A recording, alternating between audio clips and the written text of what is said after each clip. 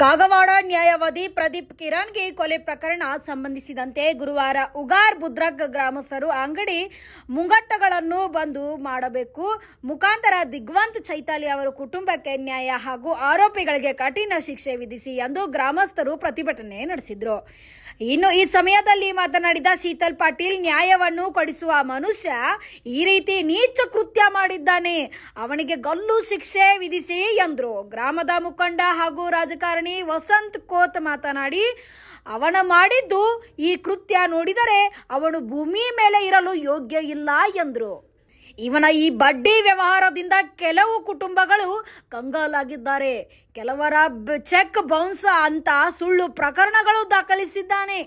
ಇವೆಲ್ಲವನ್ನು ಪರಿಶೀಲಿಸಿ ಅವನಿಗೆ ಗಲ್ಲು ಶಿಕ್ಷೆ ಹಾಗೂ ಅವನ ಕುಟುಂಬವನ್ನು ಗಡೀಪಾರು ಮಾಡಬೇಕೆಂದು ಗ್ರೇಡ್ 2 ತಹಸೀಲ್ದಾರ್ ರಶ್ಮಿ ಜಕಾತಿ ಅವರಿಗೆ ಮನವಿ ಸಲ್ಲಿಸಿದರು.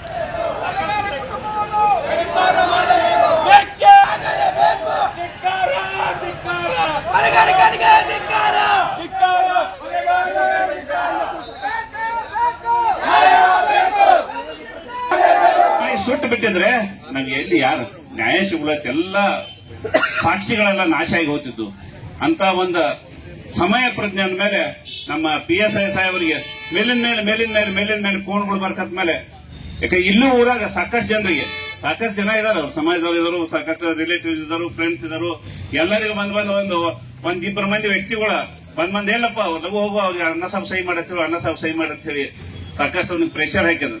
ಆದ್ಮೇಲೆ ಈ ರೀತಿ ಡೈರೆಕ್ಟ್ ಆಕ್ಸಿಡೆಂಟ್ ಆಗಿದ್ರೆ ಇಷ್ಟು ಪ್ರೆಷರ್ ಮಾಡೋ ಅವಶ್ಯಕತೆ ಇರಲಿಲ್ಲ. ಆ ಒಂದು ಕೃತ್ಯನ ಮುಚ್ಚಿ ಹಾಕ್ಬೇಕಂತ ಸಾಕಷ್ಟು ಪ್ರಯತ್ನ ಮಾಡಿದ್ರು. ಅನ್ನಸಾಬ್ ಮುಂಜಾನೆ ಎದ್ದು ಕೂಡಲೇ ನಮ್ಮ ಮನೆಗೆ ಬಂದ ಮೇಲೆ ಅನ್ನಸಾಬ್ ಒಂದ ಮಾತೇ ಇನ್ನು, ಅನ್ನಸಾಬ್ ನೀ ಗಡಬಡಿ ಮಾಡಬೇಡಪ್ಪ, ಅದು ಏನ ಇರ್ಲಿ ತನಿಖೆ ಮಾಡಿ ಮೊದಲು ಹೋಗಿ ಕಂಪ್ಲೇಂಟ್ ಕೊಡ.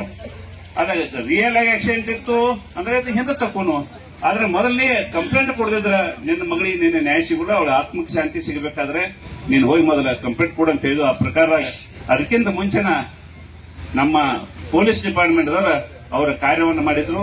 ಆದ್ರೆ ಇದರ ಜೊತೆಯಲ್ಲಿ ಈಗ ನಮ್ಮ ಒಬ್ಬರು ವಕೀಲರು ಹೇಳಿದಂಗ 50% ತನಿಖೆ ಆಗಿತ್ತು. ಅದ್ರ ಮುಂದಿನ ತನಿಖೆನೂ ಅವ್ರು ಮಾಡ್ತಾ ಇದ್ದಾರೆ. ಇದರಲ್ಲಿ ಯಾರ್ಯಾರು ಭಾಗಿಯಾಗಿದ್ದಾರೆ ಅವ್ರು ಎಲ್ಲರಿಗೂ ಅಲ್ಲ ಬರೀ ಜೀವಾವಧಿ ಶಿಕ್ಷೆ ಅಲ್ಲ, ಗಲ್ಲು ಶಿಕ್ಷೆ ಆಗ್ಬೇಕಂತೇಳಿ ತಮ್ಮೆಲ್ಲರ ಪರವಾಗಿ ನಾವು ಕೆಲಸ ಮಾಡೋದ ನಮ್ಮ ಹೆಂಗಸರ ಮನ್ಯಾಗ ಮಾಡ್ತಿದ್ರಿ. ಆದ್ರೂ ಖರೆ ನಮ್ಮ ಮನ್ಯಾಗ ನಾವು ಯಾವಾಗ್ರೆ ಸ್ವಲ್ಪ ಹೇಳ್ತೀರಿ ಅನ್ರಿ ಹಿಂಗ್ ಮಾಡ್ತಾರೋ ಅಂತ ಹೇಳ್ರಿ. ಆದ್ರೆ ನಾವು ಯಾವಾಗಿಲ್ಲ ಆಯ್ಲ್ ಬಾಯಿನ 7 ತಿಂಗಳು ಗರ್ಭಿಣಿ ಇದೇನು ಹುಡುಗ ಹುಟ್ಟಿತ್ತಂದ್ರೆ ನಿನ್ನ ಅವ್ ಮಾಯಾ ಪ್ರೀತಿಲಿ ನೋಡ್ತಾನು. ಅದನ್ನ ನಮಗೂ ಒಂದು ಮನೆ ಭಾವನೆ ಇತ್ರಿ. ಮನೆ ಭಾವನೆ ಇದ್ರು ಆದ್ರ ಮುಂದ್ ಹುಡುಗಿಗೆ ಈ ನಮನಿ ಮಾಡ್ತಾ ಹೇಳಿ ನಮ್ಗೆ ಒಟ್ಟ ಏನೂ ಇಲ್ಲಾಗಿತ್ತ.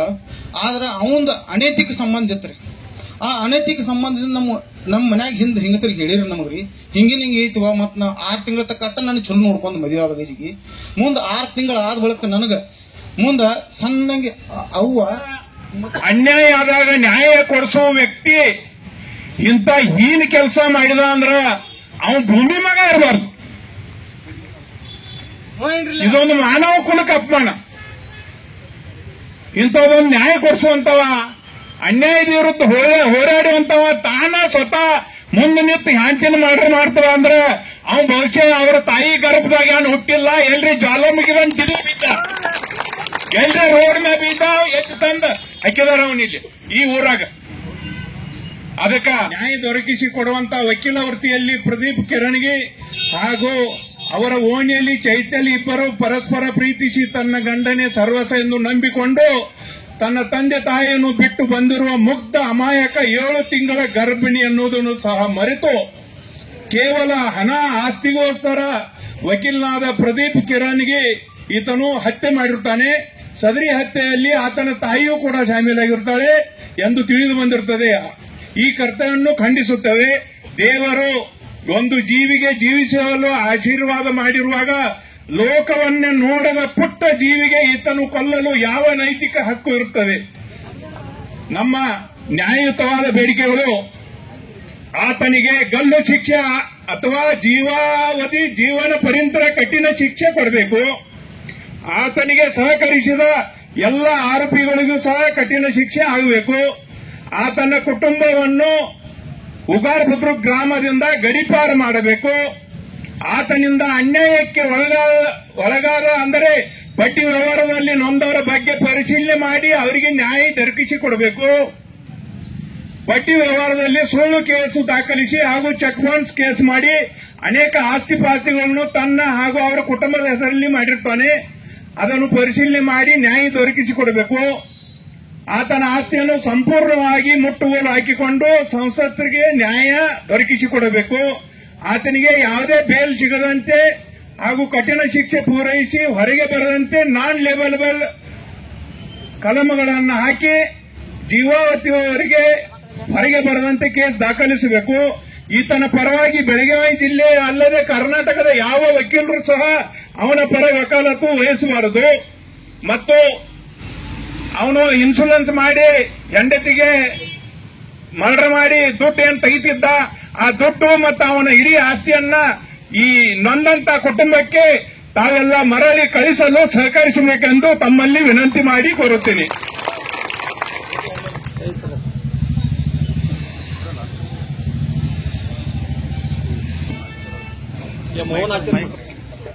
ಎಲ್ಲ ಸಮಸ್ತ ಉಗಾರ್ಬಿಕೆ ಜನರಿಗೆ ನನ್ನ ನಮಸ್ಕಾರಗಳು. ಇದೊಂದು ಅಮಾನವೀಯ ಘಟನೆ ನಡೀಬಾರದಿತ್ತು. ನಾನು ಅಧಿಕಾರಿಯಾಗಿ ಖಂಡಿಸ್ತೀನಿ. ಅದರ ಜೊತೆಗೆ ನಾನು ಒಂದು ಹೆಣ್ಣಾಗೂ ಸಹ ಈ ಒಂದು ಘಟನೆಯನ್ನು ನಾನು ಖಂಡಿಸ್ತೀನಿ. ಒಬ್ಬ ಜವಾಬ್ದಾರಿ ಸ್ಥಾನದಲ್ಲಿರುವಂತ ವ್ಯಕ್ತಿ ಜನರಿಗೆ ಕಾನೂನು ವ್ಯವಸ್ಥೆಯನ್ನ ಇದು ಮಾಡ್ಕೊಡ್ಬೇಕಾಗಿದ್ದ ವ್ಯಕ್ತಿ ಕಾನೂನನ್ನು ತಾನೇ ಕೈ ಎತ್ಕೊಂಡು ಒಂದು ಇನ್ನೂ ಭೂಮಿಗೆ ಬರಲಂತ ಒಂದು ಸಣ್ಣ ಮಗುನ ಕೊಲ್ತಾನೆ ಅಂತಂದ್ರೆ ಅವನ ಕ್ರೂರತನ ನಿಜಕ್ಕೂ ಸಹಿಸ್ಕೊಳ್ಳಾರ್ದಂಥದ್ದು. ತಮ್ಮ ಎಲ್ಲ ಜನರಿಗೂ ಒಂದು ಮನವಿ, ನಮ್ಮ ಭಾರತ ಸಂವಿಧಾನ ಮತ್ತೆ ಕಾನೂನು ಮೇಲೆ ನಂಬಿಕೆ ಇಟ್ಕೊಂಡು ಆ ವ್ಯಕ್ತಿಗೆ ತಪ್ಪಿತಸ್ಥರಿಗೆ ಶಿಕ್ಷೆ ಆಗುತ್ತೆ ಅಂತ ನಾನು ಖಡಾಖಂಡಿತವಾಗಿ ಹೇಳ್ತೀನಿ. ತಮ್ಮ ಮನವಿಯನ್ನ ನಾನು ಸ್ವೀಕಾರ ಮಾಡಿದ್ದೀನಿ. ನಮ್ಮ ಮೇಲಧಿಕಾರಿಗಳಿಗೆ ಈ ಮನವಿಯನ್ನ ಅವರ ಗಮನಕ್ಕೆ ತರುವಂತ ಕೆಲಸವನ್ನು ಮಾಡ್ತೀನಿ. ಮತ್ತೆ ಈ ಪ್ರತಿಭಟನೆಯಲ್ಲಿ ಮಾಜಿ ಶಾಸಕ ಮೋಹನ್ ಶಹಾ, ಬಾಬು ಅಕ್ಕಿವಾಟೆ, ವಜ್ರಕುಮಾರ್ ಮಗುದುಂ, ಶೀತಲ್ ಕುಂಬಾರ್, ವಕೀಲರು ಸೇರಿದಂತೆ ಗ್ರಾಮಸ್ಥರು ಭಾಗಿಯಾಗಿದ್ರು. ಇನ್ನು ಕಾಗವಾಡ ಪೊಲೀಸ್ ಠಾಣೆಯ ಪಿಎಸ್ಐ ರಾಘವೇಂದ್ರ ಕೋತ್ ನೇತೃತ್ವದಲ್ಲಿ ಬಿಗಿ ಬಂದೋಬಸ್ತ್ ನಿಯೋಜನೆ ಮಾಡಲಾಗಿತ್ತು. Thanks for watching. Read, discuss and debate with editor Dr. Yan Prashant Rao. Wanted reporters in print, digital and visual media for Bharat Vaibhav Daily Newspaper, BV News 5 Channel and BV Fast Web News from all the talukas of Karnataka, Goa and Maharashtra. If interested, send your resume to 9019229369.